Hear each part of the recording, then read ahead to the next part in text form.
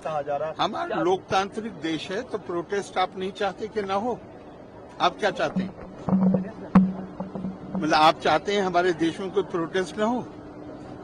अरे भाई, लोकतांत्रिक समाज है, हर किसी को अपनी बात कहने का अधिकार है। मुझसे क्या पूछ रहे हैं आप वो बताइए। सर, आपके हिसाब से सर जो भी संशोधन बिल पेश किया गया और पास किया गया, मैंने शायद पहले ही कह दिया है, जो आपने देखा होगा कि मैं थोड़े समय के लिए मेरे पास उत्तर प्रदेश में जब मैं मंत्री था तो वक्फ विभाग भी था जी।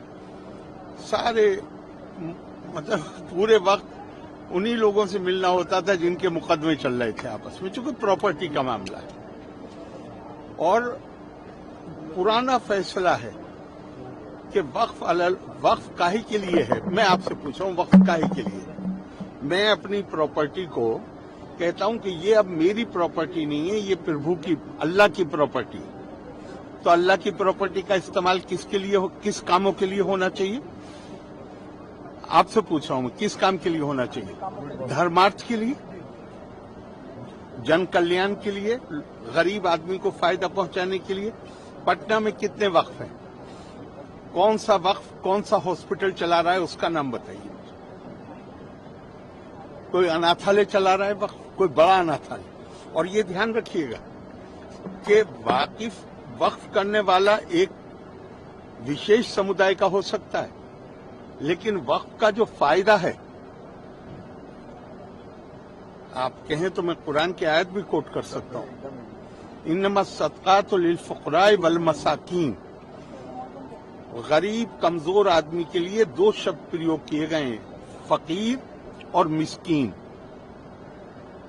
तो जब पूछा गया कि भाई ये दो क्यों है, तो कहा गया फकीर है जो डेस्टिट्यूट है, निर्धन है, मुसलमान, और मिस्कीन है जो गैर मुस्लिम है।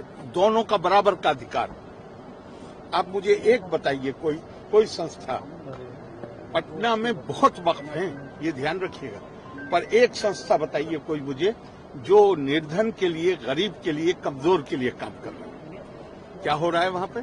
सिर्फ आपस में मुकदमेबाजी। वक्फ अलल औलाद को तो कानूनी तौर पे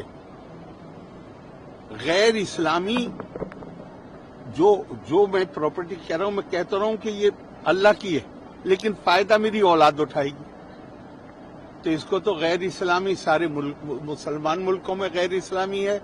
हिंदुस्तान में भी प्रिवी काउंसिल ने गैर इस्लामी इसको कहा था कि ये गैर इस्लामी है।